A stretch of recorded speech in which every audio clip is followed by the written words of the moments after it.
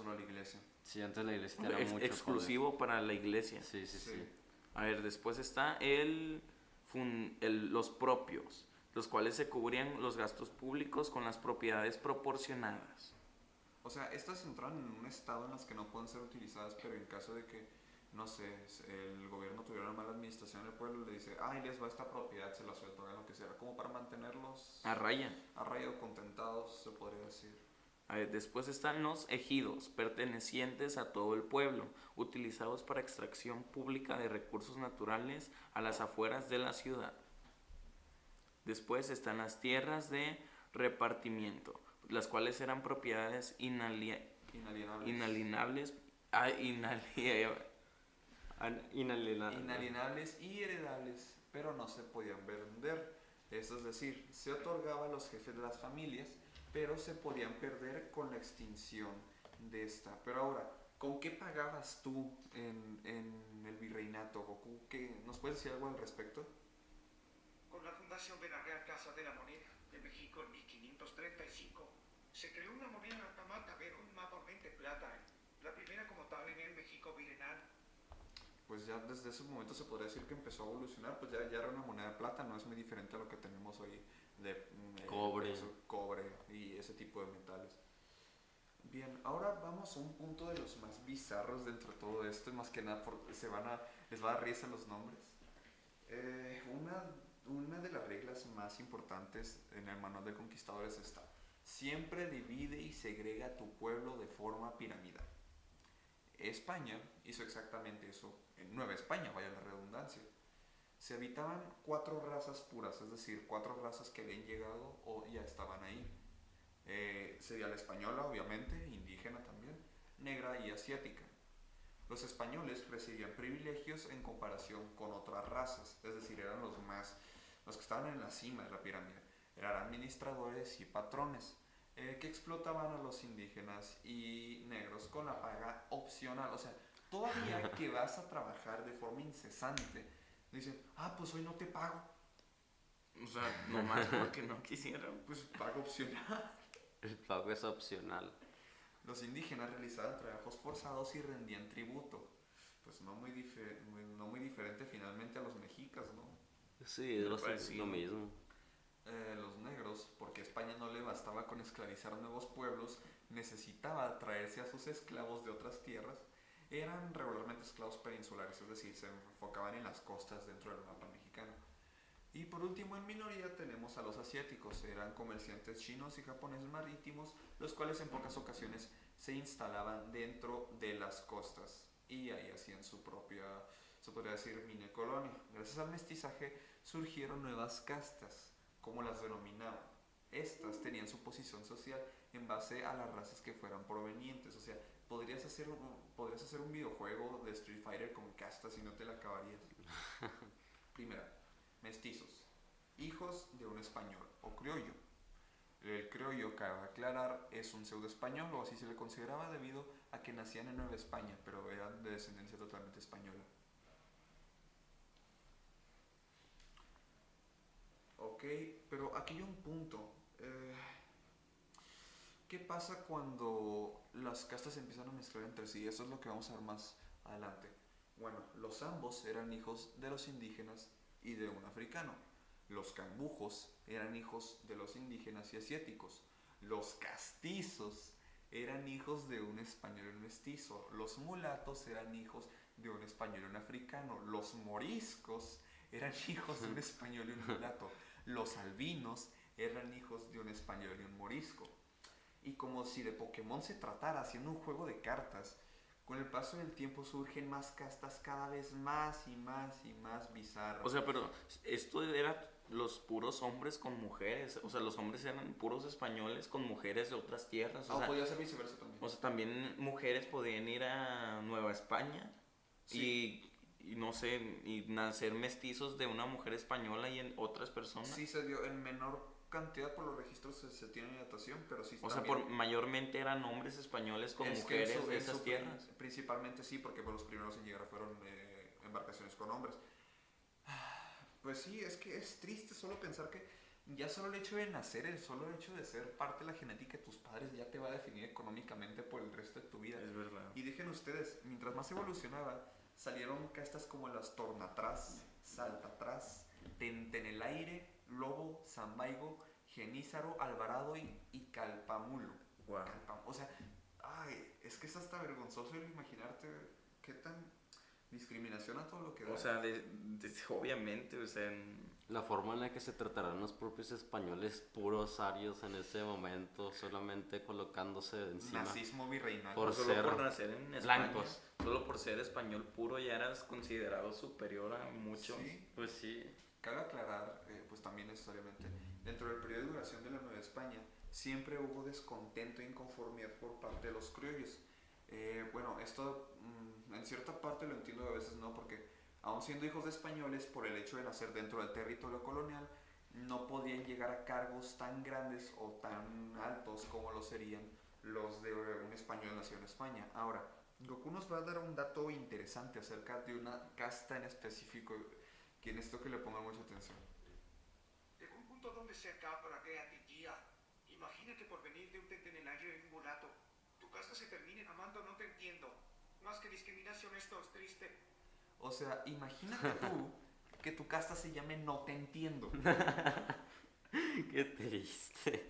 Pero eso lo pusieron literalmente porque no lo entendían o era parte Porque de... ya no se les ocurrió nada más que poner. Entonces, literalmente viene hay una pintura llamada la pintura de las castas, donde sí se ve tentenelario y mulato igual a No Te Entiendo. Pues eso pasó con Yucatán, ¿no? Porque un español había dicho, ¿cómo se llama tu tierra? Y le dijo Yucatán. ¿Y qué significa No Te Entiendo? No te entiendo. No hablo tu idioma, algo así. A lo mejor puede ser por O eso. sea, y el español pensó que le decía Yucatán y por eso Sí. se llama así esa tierra. ¿Quién sabe cómo se habrá llamado No Te realmente? Entiendo, la tierra no. ¿Qué me estás diciendo Bueno, español? vamos a llegar a la parte favorita de todos los domingos por la mañana. La iglesia. Ok, empecemos. La iglesia desde siempre es un manual de la conquista. Sección 34, artículo 398, guión 6, cláusula 72, punto de párrafo 2, página 2345. Demasiado. Una conquista no es una conquista si solo se ocupa físicamente un territorio o se dice a la población. También se necesita obliterar culturalmente a los conquistados. Básicamente necesitas enseñarle, necesitas darle su tiempo, incluso dinero. Es como una inversión, pero en forma de territorio y personas que crees que son tuyas.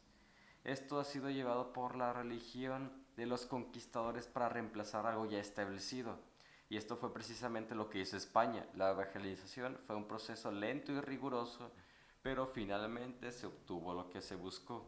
Una sombra financiera del Estado que controlara e influenciara a las masas en base de una dogma y fe. Que prácticamente es la forma más simple de describir a la iglesia en ese tiempo. Cabe aclarar que la forma en la que dividimos la investigación de la iglesia no es la forma típica o la que se consideran los historiadores, por si quieren investigar o si consultan nuestras referencias, pero así lo hicimos para facilitar su entendimiento. Arráncate, Diego. Ok, lo podemos dividir por etapas. La primera etapa se basa en la destrucción de los ídolos y códices, eliminando los vestigios del sistema prehispánico politeísta. Fue más fácil instaurar nuevas creencias. Sí, ahí pues. es donde llega nuestro ser pelado, chistoso, bonito. Es que, sí, o sea, obviamente no puedes instaurar un nuevo dios sin antes eliminar el anterior o hacerles creer que el anterior, no, ustedes están mal. Pero la verdad, dentro del propio diseño de los dioses se me hace más chido o más un dios, un tipo con una máscara de una serpiente con plumas Una serpiente alrededor. emplumada, un guerrero con un escudo de fuego y una lanza en llamas.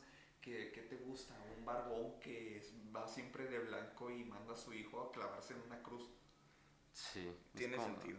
Me gusta más la idea de unas lanzas con fuego que vienen del De un cielo. poderoso guerrero que Sí. puede destruirte con tan solo lanzarte algo. Una persona que debes de temer porque si no lo haces, las 10 cosas te mueres. El cual debes brindarle unos sacrificios para que se contente. Si son católicos o cristianos, esto está siendo abordado desde un punto totalmente histórico y científico, por favor, esto es un podcast, no. Nosotros no estamos en contra de ninguna religión. Si eres cristiano, si te gusta, no Vive sé, Stein. si te gusta Satanás o algo, no, cada quien, ¿no? Viva Stein. Bueno, continuamos. Segundo, gracias a los permisos otorgados por el Patronato Real, se funda la emisión del Regio Patronato Indiano, el cual tenía la tarea de regular y atender las relaciones con la Santa Sede, nombrar autoridades eclesiásticas, identificar infraestructura y los servicios regulares religiosos de forma resumida.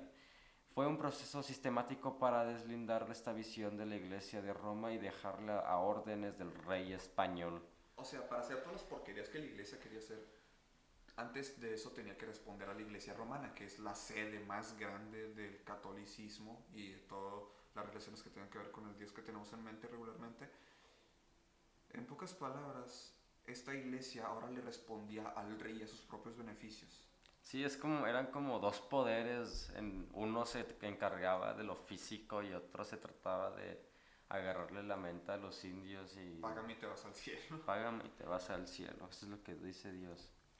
Después llegó la tarea de difundir la palabra del Señor, sangrante de una cruz. Para eso los evangelizadores se toparon con muchas dificultades.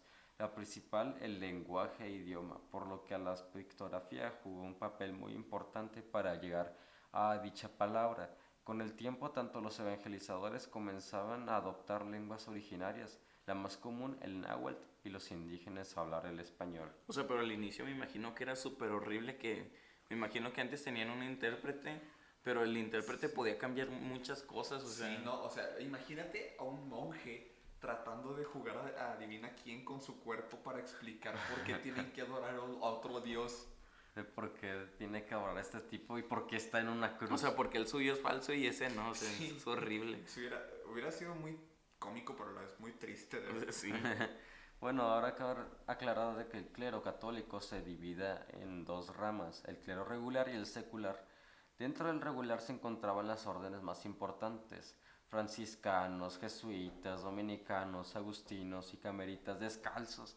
Su poder económico y político era vasto, incluso en los momentos llegando a rivalizar y presentar una amenaza contra el gobierno. Es lo que yo decía, es literalmente dos gobiernos intentando Es quedarse una con lucha, todos. sí. O sea, la iglesia tenía tanto poder que incluso quiso derrocar al gobierno. De hecho, es un punto que vamos a tratar más adelante. En un momento, de hecho, trataron de aplicar la Inquisición al virrey. Al virrey. Al virrey, sí.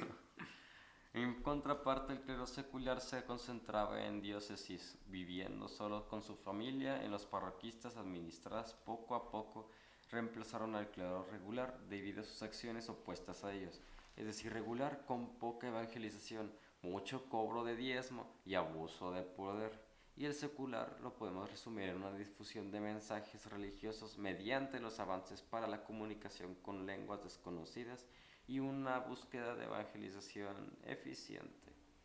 La cuarta se trata de la iglesia, la cual logra un orden social por medio de un complejo registro de bautizos. Es donde empieza todo, básicamente, la línea. Sí, o sea, es la historia del bautizo, confirmación, catecismo, primera comunión. Es como... Es el momento donde nos empezaron a meter en agua en unas ollas de oro. Y de fusiones, festividades religiosas, hombres como Juan Fray de Zumárraga fundaron la provincia eclesiástica de México. También había factores dentro de los franciscanos y dominicanos que no fueron hijos de la fregada, sino todo lo contrario, viendo por defensa y protección de los indígenas, algo impensable para ese momento. Sí, es que uno piensa que todos los españoles fueron malos, que de hecho eso es otro punto que les voy a comentar más adelante. Canvas, o al menos Ola, si nos están viendo Tech Milenio, pudranse, no se crea. Hacen ver a Juan Fray de Zumárraga como un héroe para los indígenas. Y ahorita les vamos a decir por qué no. Esta es una historia general de las cosas de la Nueva España. Esta obra contenía conocimientos y costumbres tanto españolas como indígenas, con la finalidad de que se pudieran asimilar mejor en ambas direcciones. Ahora vamos con la quinta y tal vez última. Aquí es donde se encuentra la descosa y empezaron a surgir abominaciones de sacerdotes más ambiciosos, los tipos que empezaban a decir, Oh, sí, claro, yo veo a Dios y se juntaban con la iglesia y les llenaban de poder. Obviamente siendo blancos, porque o si no, no. Su poder económico y capital político tenía una suficiente magnitud para rivalizar el de los gobernantes e incluso el propio rey. Las leyes generadas para evitar su enriquecimiento fueron corrompidas e ignoradas. Gracias a la Inquisición podían quemar, ahorcar o torturar. Torturar a alguien quemándolo mientras lo ahorcas. A sus enemigos políticos a tal punto que ya querían sacarle el chamuco al virrey. Querían sacar y tener control total sobre el O sea, propio imagínate virrey. poder decir, no, ese tipo nos está descubriendo archivos, papeles que demuestran que somos corruptos. Vamos a inventar que es satánico, vamos a hacer que alguien vaya y deje artilugios dentro de su casa para poder inculparlo y de parte lo vamos a torturar, lo vamos a humillar y nos... O sea, realmente la iglesia fue la buena dentro de todo esto. En verdad, o sea, pero me imagino que en parte habían personas que lo hacían de buena manera, ¿no? O sea, de Sí. sacerdotes que de verdad lo hacían por creer de verdad en un Dios, no Sí, por querer no. dinero. Entonces, la recomendación que les damos es no piensen en la iglesia como, fue buena o fue mala. Pues fue la iglesia. O sea, es- solo es fue la una iglesia, iglesia. fue parte, habían personas detrás de eso que querían dinero, poder, Pero también hay personas, personas las de lo cuales contrario que en verdad sí querían ayudar a los demás. la iglesia se volvió asquerosamente rica gracias a mercedes reales, limosnas y herencias de los ricos pertenecientes. Penitentes. ¿Qué es penitente? Es similar, lo que pasa es que, por ejemplo, en la Nueva España había un registro, había un proceso que se necesitaba llevar a cabo para cobrar una herencia. Si no se llevó este registro, la herencia pasaba a manos del gobierno. Y bueno, las limosnas también eran entregadas de forma obligatoria, por así decirlo. La entrada Ahora al cielo. aquí entran los diezmos cobrados de misma manera obligatoria. Todo era obligatorio. si se Limosnas trataba de las dinero. misas, los muy altos intereses cobrados al realizar tus préstamos. Ahora, Da dinero y Aquí llama a Goku nos Dios. va a mencionar por qué el señor Zumárraga de verdad no era una buena persona como tal. Dale, Goku. La Santa Inquisición fue establecida en Nueva España en 1571, aunque la primera persona que mata por estos motivos fue el nieto de Netzahualcóyotl en 1535 por Juan Zumárraga. O sea, la misma persona a la cual Canvas plantea como un héroe, al fin y al cabo, termina siendo, ¿cómo lo puedo decir? Pues apoya la Inquisición, o sea, estás quemando al nieto del Nezahualcóyotl, el mayor poeta indígena dentro de la historia del México prehispánico. Muy bueno no era, la verdad. Pues no, o sea, ya si se pongan a investigar bien, muchos héroes de nuestra historia realmente no eran tan héroes como se esperaba. Es verdad. Es que al final son humanos, ¿sabes? Bueno, sí. O sea, obviamente van a querer que las personas los vean como los buenos y cuando no es así, Bueno, es que también como le dices a un niño de tercero de primaria que Pancho Villa era un violador. violador, quemaba. Quemador de personas ciecas. Bueno, Gabo, ¿nos quiere decir algo respecto a la educación dentro de...? Sí, por supuesto. A ver, durante esta época el aprendizaje iba directamente relacionado con la religión. Sí, la iglesia también influyó en la educación, siendo los centros educativos cercanos a las iglesias por lo mismo. Originalmente se implantaron para poder educar a toda persona que llegara a sus puertas, pero terminaron brindando a este servicio las posiciones privilegiadas de la ciudad, y el gobierno vigilaba que no se difundieran ideales liberales entre estos centros. Los colegios más sobresalientes son El Colegio de Santa Cruz de Tlatelolco. Zumárraga lo creó para brindar educación a los indígenas, lo cual desafortunadamente la discriminación excluyó a este y a otros grupos a la mínima oportunidad que se les presentó. O sea, dijeron, este colegio va a ser para ustedes, pero no, al último no. Luego tenemos al Colegio de San Juan de Letrán, el cual servía como un colegio para mestizos. Obtuvo 600,000 pesos de minería, tanto dinero con aportaciones y limosnas para su construcción. Dentro de este lugar se enseñaba la lectura y la doctrina cristiana. Ok, para un momento ahí. Estamos hablando de 600,000 pesos de esa época. ¿Cuántos millones serían 600,000 pesos actualmente? Porque finalmente eso era hecho de plata, oro, todas esas monedas literalmente. tan valiosas de por sí. Después tenemos el gran Real Pontífice No te nos mueras, Gabo. Universidad de México, fundada en 1551. Esto es algo muy interesante porque esto sigue estando hasta hoy en día, el cual recibía estudiantes criollos para realizar trabajos de ciencia, filosofía y títulos académicos.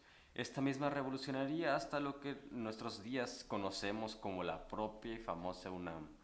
Ahora vamos, Goku. Las dos carreras que existieron por primera vez dentro de las universidades bienales fueron minería y geología. No es como que se tuviera mucho de dónde escoger, ¿verdad? O sea, pues no supongo que presentaré una decisión muy importante y dudosa. Ah, no, pues ¿qué voy a estudiar?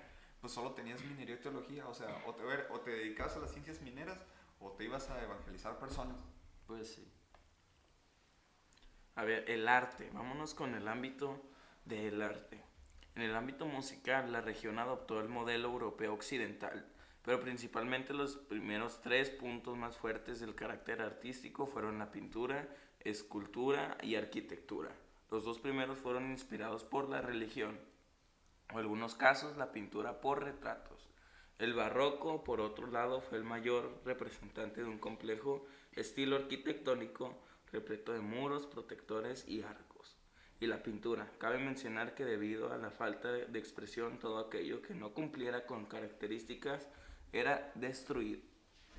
Un dato curioso de la forma de hacer arcos del barroco es que originalmente ponías la estructura de cimiento por arriba de una estructura de madera. Entonces, cuando tú necesitabas retirar la estructura de madera, había probabilidad de 50-50 que el edificio se sostuviera o se cayera. No, Entonces, qué veías de miedo. pronto a todos los trabajadores cuando iban a inaugurar el lugar saliendo, corriendo por si se llegaba a caer. Ahora, Goku, échanos otro dato acá sabroso, por favor. El barroco de hecho se divide en 3 etapas: temprano de 1580 a 1625, luego de 1625 a 1660, tardío de 1660 a 1725. Goku, ¿estás todo bien? Yo te recuerdo un poco diferente. ¿Te afectó tanto pelear? Es a que través viene los de años? Freezer, ¿no? Bueno, básicamente temprano, pleno y tardío. Bueno, ahora vamos a ver un punto el cual a mí la verdad me dio mucho asco de investigar. Reformas borbónicas. No hay nada mejor para un pueblo falto de conocimiento y un gobierno incompetente que en sucesión dejar a cargo a un ser todavía más incompetente. Ahora hablaremos del gobierno de los Borbón. En su mayor parte del tiempo, la corona del reino español, estamos hablando de España, fue tomada por la familia Habsburgo desde el siglo XVI aproximadamente. No fue hasta los 1700 que el último descendiente falleció, Carlos II, sin dejar algún sucesor de forma directa a quien nombrar. Esto dejó muchas discusiones dentro de todas las posiciones de la realeza por la lucha de quién se quedaría con el título máximo. El consejo finalmente decidió darle el título a un sobrino nieto del difunto, Felipe Anjou. Anjou, ¿cómo pronuncias eso? ¿Qué es? ¿Dónde dice eso? Felipe Anjou. Felipe Bueno, Gabo, no te mueras. Gabo, tranquilo, por favor. Gente, envíenle bendiciones a nuestro Los compa. amo, chicos. Bueno, para evitar tener que memorizar el apellido de Anjou, simplemente se le nombró Felipe V, naciendo así el gobernador de los Borbón y con este conflicto sin conformidad y la ignorancia de su propia capacidad para gobernar. Esos apellidos incluso vienen por medio de Francia. Sí, de hecho sí, España fue por mucho tiempo azotada por Francia. Esto hasta el punto napoleónico que ya lo veríamos después en otro tema del Tecni y su sabiduría con la independencia. Las reformas borbónicas pretendían actualizar España, verán, les digo, en este momento el mundo se encontraba en la etapa del siglo de las luces o iluminación. Sin embargo, debido a España, gracias al creciente apego religioso, estaba bastante atrasado por décadas en esto. Algunos objetivos planteados por estas reformas eran la redistribución del poder delegado dentro de las colonias y la Iglesia Católica, modulación de los consulados comerciantes y la creciente esfera de corrupción en todas las áreas gubernamentales. En otras palabras, querían acabar con toda la corrupción y la ignorancia dentro del territorio tanto español como virreinal. Imposible. Pero, exacto, debido a la inexperiencia en el terreno de trabajo y a la falta de apoyo general en estas reformas, al ser implementadas, los recursos habían sido redirigidos nuevamente a los monarcas. El descontento de los criollos se hizo notar de inmediato. Por cobros de impuestos, aumento de corrupción eclesiástica, tuvieron varios conflictos con órdenes religiosas, en especial los jesuitas, que evadían el pago de impuestos a la Real Hacienda. O sea, ¿qué tan mal tienes que gobernar para buscar acabar la corrupción y mejorar la economía? Terminas siendo más corrupto, terminas haciéndoles pagar más impuestos al pueblo y curiosamente a los monarcas ahora les llega más ingreso.